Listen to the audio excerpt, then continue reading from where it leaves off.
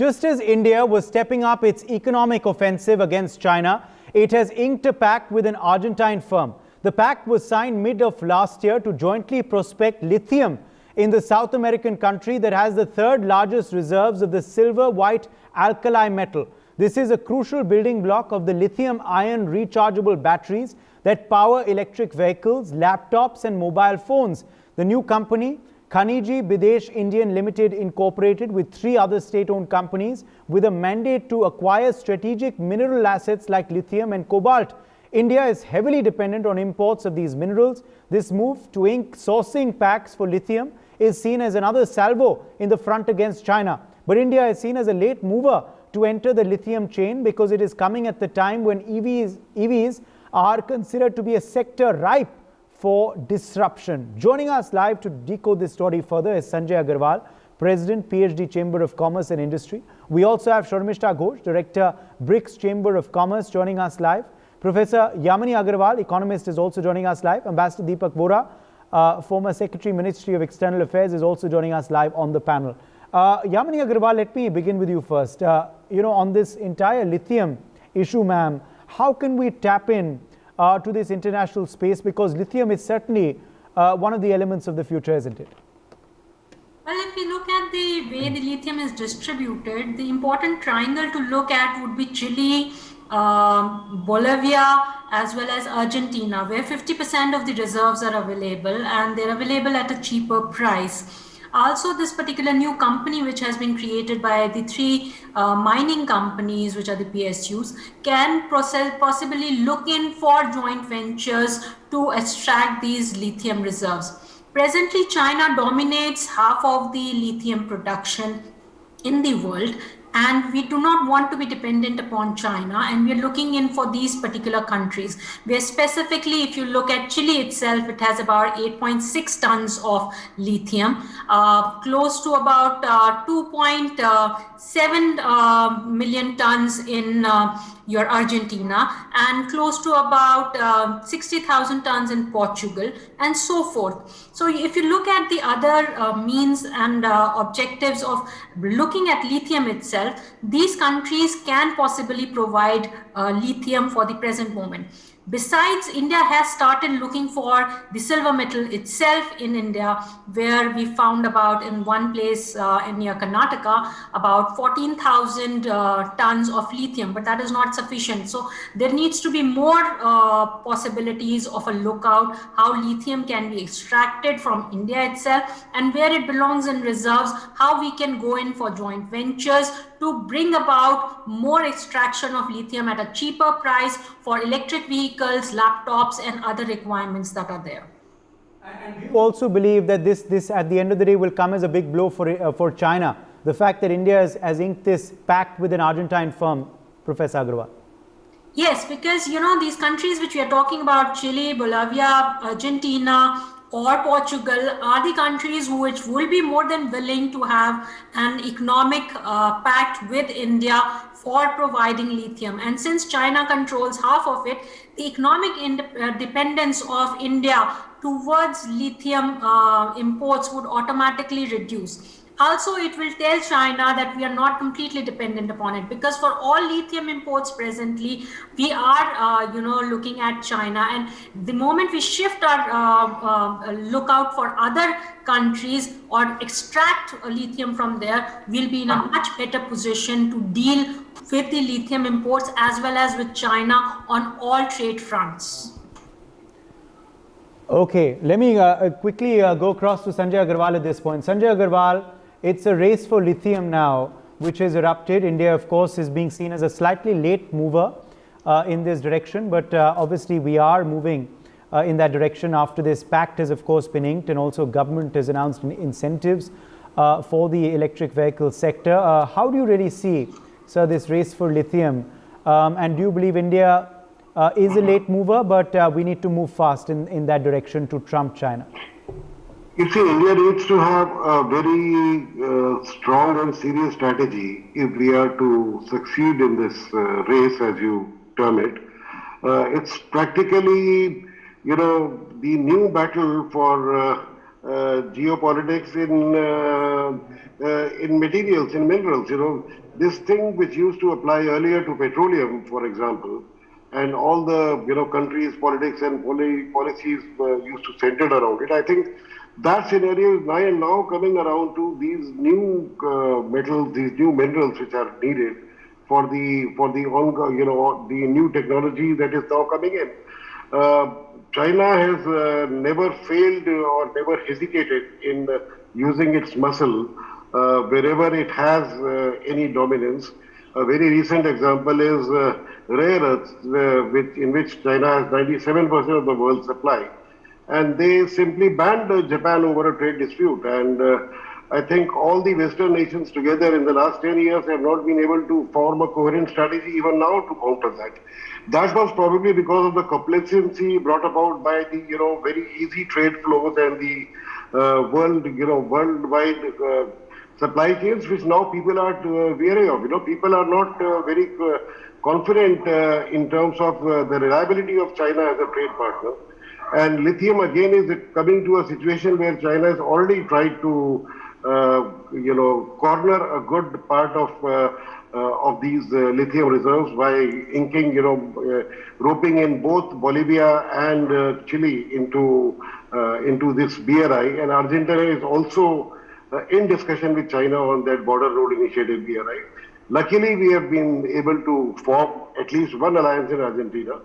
But let us also understand that we need to quickly set up and grow our manufacturing capabilities also, because we are not importing lithium in the true sense of the word. We are actually importing $1.2 billion worth of lithium-ion batteries, out of which more than 1 billion is out of China alone, and around 100 million, another 100 million is out of Vietnam. So practically China, when I said China, I mean China and Hong Kong.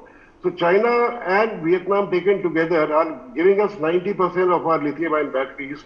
That is an extremely dangerous thing to be doing, because lithium-ion is the future, not just for your mobile phones, which is the typical use, but what we are looking at in future is both electric vehicles and the storage of renewable energy, because that renewable energy is always intermittent. For solar power or wind power or such renewable energy, you have to have reliable and cheap method of storage, which again probably is going to be provided by lithium ion. So it is going to be probably the new petroleum, not just lithium ion, but many of these electronic, these products which are related to the new economy, whether it be rare earths or lithium or even cobalt. So all such products, we need to be very careful in having a national strategy. We are very, I think we should be very happy that the Indian government has been proactive, and this Managed Videsh India is already on its job doing its link-ups. But we have to do it on a very proactive scale, and I think the PLI scheme, the production linked incentive scheme, must have a special section for the lithium-ion batteries also, to make sure that we do not lose out in this race. Okay, just for the benefit of our viewers, who are just joining us, Sanjay Agarwal, if you can just tell them about, the importance of mineral assets like lithium and cobalt. What is the importance of, of these assets, which obviously we are relying a lot on imports for? You see, the problem is, the issue is that all these items are highly concentrated in some countries. So geographically, they are highly concentrated. Even cobalt, for example, is concentrated in countries like Congo or to some extent Australia. So every country which is the country which is having the mineral, that becomes geopolitically a sensitive country. That is a very, very sensitive issue, and that is where we need to take care, because if the control is with a rival power or a power which is not friendly to you, then one is going to be in a very difficult situation. So I think all these rare earths or lithium, cobalt and so on, all these minerals that are needed, we have to be very, very proactive in ensuring that we do not lose our position on the table. If we do, I think it's going to be a tough ask in the coming economic races. Okay, let me quickly get in Ambassador Deepak Vora at this point. Ambassador Vora, now clearly, of course, India is heavily reliant on imports for mineral assets like lithium and cobalt, but particularly lithium, which is why, of course, this deal is very important. How do you react to this pact that we've inked with with this with an Argentine firm, with a company which is based in Argentina? And do you believe more such collaborations are needed, sir, at a time when obviously electric is becoming the future? Thank you very much for this opportunity to learn from you and from the other brilliant minds on your panel. It's always a privilege to be on a channel like NewsX, which believes in the truth and nothing but the truth. All this thing about lithium, of course, sir, we can read Wikipedia or whatever we want and find out about it. But may I, with your permission, look at the scenario behind this? First, the world is in conflict with China, not just confrontation. Make no bones about it. Let's be very clear. We're in conflict. The world is. Second, no one within or outside China trusts the Communist Party of China. It has a consistent record of using its resources, political, economic, military, to pressure other countries to fall in line. Now, we fired the first salvo when we banned those Chinese apps. Other countries have followed. As far as the rare earths or the rare minerals are concerned, so there was a dispute in 2010 between China and several countries, led chiefly by the US. China had restricted the export, which was against WTO regulations, of these rare earths, including tungsten, molybdenum, etc., which are used to make many electronics. Why did it do it? Because it wanted to jack up the price and increase its profit. It says the reason is resource conservation and environmental protection, which is rubbish. Environment protection and China are happy. So may I, thank you, Mr. Agarwal. So the important thing to understand here, sir, is the nimbleness of India's diplomacy. We understand, perhaps we are late, perhaps we should have come in earlier. The fact is now that we've moved out to diversify our sources. You know, that dispute that took place in 2010, 2012, the Obama administration filed a case with the WTO, and the WTO ruled against China. And so China kind of backed off at that time. It wasn't in a position to say, well, the WTO can go fly a kite, we don't care about it. What is very, very important, sir, we are in the post-oil era. Today, the number one target for the whole world, whether Donald Trump is there or not, it is a post-pollution world where there will not be global warming, there will not be climate change. So we need non-polluting, eco-friendly technologies and products, and therefore we need things like lithium, we need things like others. So the reality here is, number one, we have to make sure that China stands isolated as far as this is concerned. Second, we need this, not just India, the rest of the world needs it, because the future is non-polluting. The future on the road is electric vehicles, cheaper to use, they cut emissions, they offer a whisper quiet ride. And then with the use of lithium, cobalt, nickel, other metals that are part of the electric vehicle, lithium-ion battery pack. You know, people talk about this is being mined in Congo, which has a very poor human rights record, etc. All that is rubbish, sir. What we really need today is to make sure that we have reliable sources till we develop our own. I believe we are going very, very fast. Sir, I just wanted to make a point that on your channel, I've heard a lot of criticism about Indian diplomacy. Let me just say that we are the best in the world, sir. There's just one final example I'll give you. One final example, sir. This is about, 10 years ago, 12 years ago, there's a character called Kevin Rudd, claimed to be the Prime Minister of Australia, but was really China's ambassador. They refused to give us uranium because we hadn't signed the NPT, but we got it from some African nation. This is India's diplomacy, sir. I rest my case. Okay. I have a follow-up question for you, but I think Sanjay Agarwal wants to react quickly. Yes, Sanjay. No. I was just giving my thumbs up to what Ambassador Vohra said. I think we are very, very proactive in our diplomacy, and I think we are doing wonders today because our diplomacy has to measure up to our economic size. Our economy is growing, and economy is growing at a fast pace. So what the Indian diplomacy is doing is really commendable. Okay. Please don't. Ambassador Vohra, please, you can proceed. But Ambassador Vohra, clearly, of course, the fact that we are heavily dependent on imports for lithium. Argentina is, of course, has the world's third largest lithium reserves. Chile has the world's largest. Many other countries like Bolivia also have large reserves of lithium. Do you believe that we must ink pacts? We must at the end of the day ink these sourcing pacts as soon as possible, to ensure that we are well stocked in the days ahead, and also, to blunt China, to further blunt China? No question about it, sir. And the lithium-ion battery packs, which, as Mr. Agarwal rightly pointed out, are used to store energy as well as used in various applications. No question that that is not the future. That's the present. Sir, oil is dead. Oil is gone. Oil is forgotten. We are now looking at newer, non-polluting sources of energy. My daughter, Professor Yamini Agarwal, who's a brilliant economist here, she'll agree with me that we have to be now looking at what is coming, and we're doing it brilliantly, sir. So whether we acquire our own reserves or not, the important thing is we can't be, as they say, autarkical in everything. We can't have everything under the sun. But we have to ensure our uninterrupted supplies in moments of difficulty, and we have done that brilliantly. Whether it's uranium or it's lithium, we are moving ahead so quickly that those fools in Beijing haven't a clue what we are up to, sir. Okay, Yamini Agarwal. Sorry for the strong language, sir. Yes. Forgive me. Undiplomatic. Yamini Agarwal. You are not a diplomat in diplomat position anymore, sir. You have the diplomat's experience. Yes, he's a free speaker. Well, I he's a free still speaker. continue to carry my passport and serve as special advisor. Yamini Agarwal, do you believe that, of course, our strategy so far is doing okay? What more is needed, though, to further ramp up this strategy in the days ahead, not just for lithium deals, but for other strategic mineral assets as well?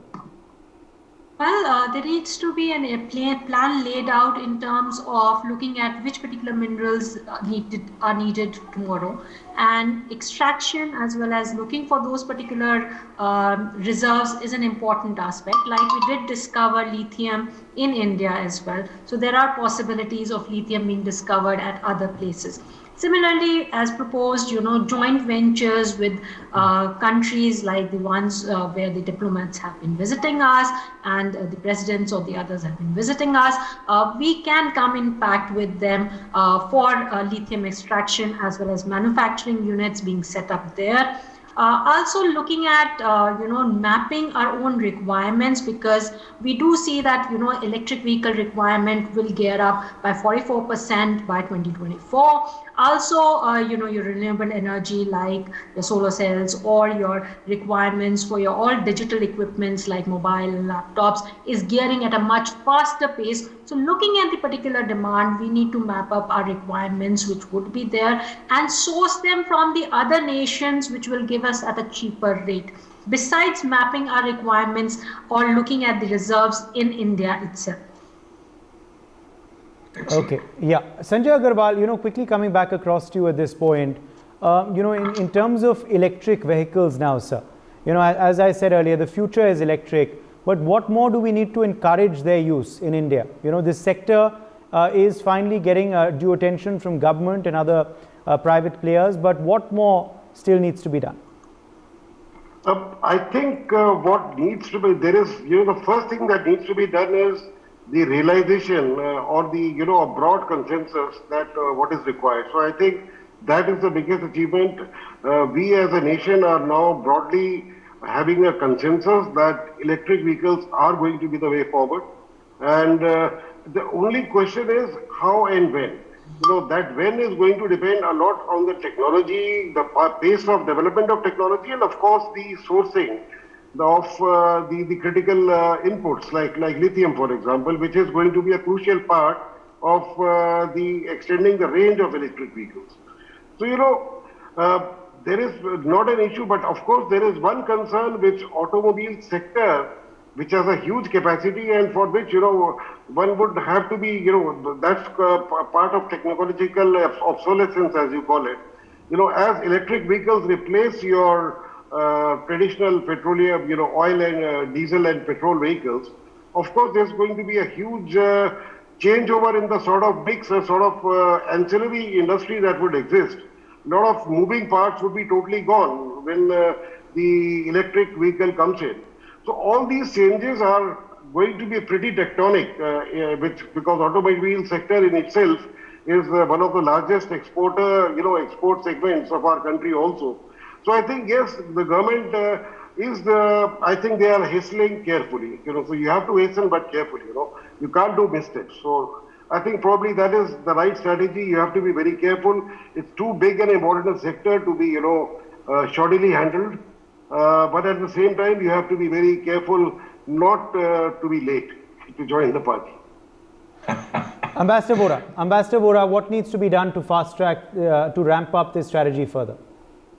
A strategy for electric vehicles or strategy for alternative sources of energy? Alternative source of energy, yeah. Yeah, either way, we are doing what we can. As far as EVs are concerned, and Mr. Agarwal has told you, there are subsidies, there is all kinds of encouragement. Charging stations are coming up all over the place. And once we go further ahead with our own research, which is being done in India on lithium-ion battery packs, we may be able to charge the battery that will make a vehicle run for 1,000 kilometers, may be able to do it in 2 hours. Incidentally, to the millions of people watching your show, sir, may I say with total pride and total modesty that I've today ordered my own electric vehicle and I will be using that for myself. I just hope many, many more people use electric vehicles. So yes, the research will go on within the country. It's going at a tremendous pace. Government is providing the incentives. Now the people have to respond and say, guys, I don't want a diesel car. I don't want a petrol car. I want an electric vehicle that is non-polluting. Sir, we do not own India. We have merely borrowed India from our children. We have to give them the India that they must inherit, sir. A clean India, a not polluted India. Okay. No, that is, of course, a very valid point. And we can see the sky behind you also isn't very blue, which is, of course, another flip side of the pollution that has gripped the national capital. But Yamini Agarwal, quickly coming back across to you at this point, in terms though of balancing our exports and imports, what needs to be done so that we have a healthy balance of course being Atmanirbhar, as the Prime Minister has said, but also have of course deals with friendly nations, which reduces our dependence on certain nations which we may not want to do business with? Well, if we look at our balance of trade, we have been trying to bring about a better trade positions, deficits trying to be reduced by substituting the imports as far as possible. Some tariffs have been raised on Chinese goods where our trade deficit was much higher. Also, we are questioning dumping that is taking place. We are also questioning certain other aspects where the tariffs need to be remaining levied because we are not at the same position as the other nations are there. Also, the Atmanirbhar Abhiyan by itself is an important abhiyan in terms of bringing about the necessary manufacturing utilities which will bring about import substitution.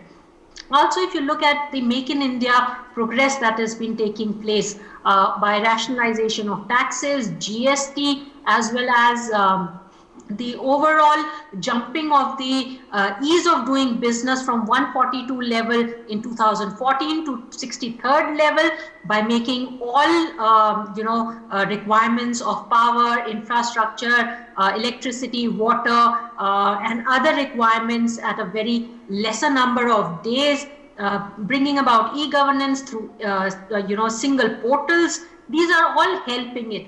Also, another important scheme which is helping our import substitution is the Startup India scheme, where a large number of individuals have been given credit guarantee, legal help, technical help, also tax exemptions for 3 years. Also, a great amount of impetus is being given through eBiz as well as other portals to update this particular system.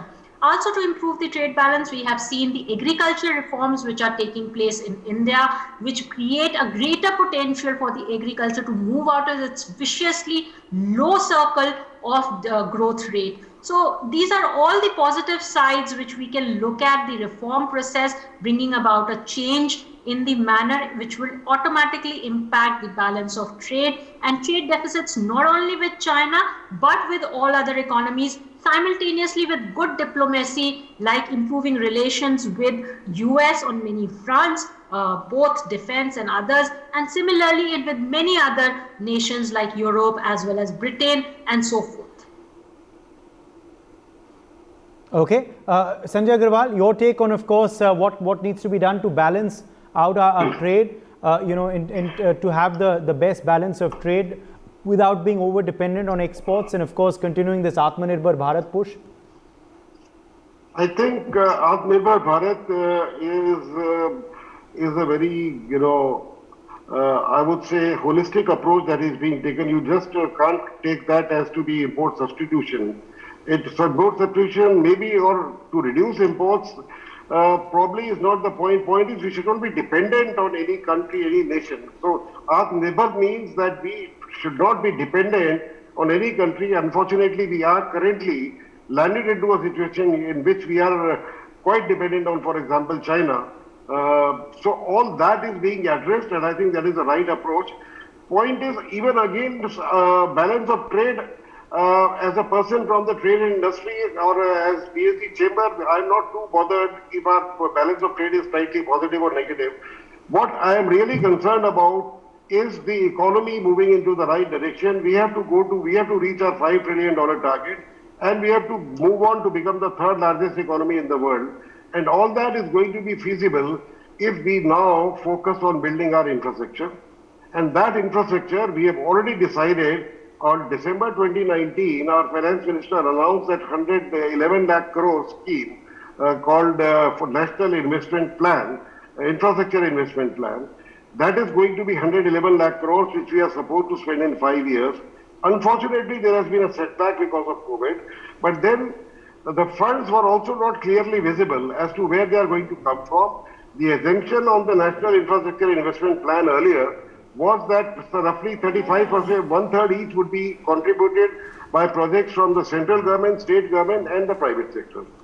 Post-COVID, we cannot, there is no grounds for assuming that the states have any money possible to invest into the infrastructure, or the private sector is going to have even the courage to invest. So practically what you're looking at is, it's going to be the center which has to invest right now, but there we are confronted with this problem of fiscal deficit going out of hand. And for that, the PSG chamber is very, very strongly recommending that we must open up mega DFIs, mega development financial institutions. If you remember the 70s and 80s, a major part of our infrastructure got built by the long-term funding from the institutions like ICICI, IDBI, or IFCI, which later converted themselves into banks because of the needs of that time. But if you look at what is really required, we now need those mega DFIs again, but large DFIs. There is so much money floating around in the international market because of the lax money policies across the world. Money is practically available at zero cost. We should, all that money is looking to be invested. That money is fueling the stock exchanges. Our stock exchanges are being fueled on their rise by a lot of that money which is flowing into the country. It is hot money. Instead of getting that hot money, we should have long-term funding for mega institutions, which should initially be used to fund the infrastructure projects that the government already has on the drawing table. They've already announced. So let us inject the money into those infrastructure projects on a high speed, on a government guarantee, and let then that same DFI start funding the private institutions, the private businesses, which will line up with their projects once the government is spending. You see, what you need is a huge injection of vitality into our infrastructure. That is going to create the employment. That is going to create the size of the economy that we are planning to have. And to assist that, we should be very, very, I think, aggressive in spending on our social infrastructure also, whether it is our medical facilities, whether it's education facilities, whether it is contract enforcement, which means that having the number of judges that we need. Even at high court level, we have got 5,000 judges short of the required numbers. These numbers are very sad. We have to not only cover each and every vacant post in judiciary, even in police. Why should we be having lakhs of police posts lying vacant while there is a serious law and order situation? At the same time, when you employ all those people into a gainful work, you are improving your law and order, and you are pumping money into the economy. That is Keynesian economics. Do it productively, spend into the social infrastructure that is going to build the nation, and build the hard infrastructure, which is of course going to take up most of the money. That's our recommendation. Okay, let that be the last word. Appreciate all of our guests for joining us. For more such videos, subscribe to the NewsX YouTube channel, hit the bell icon.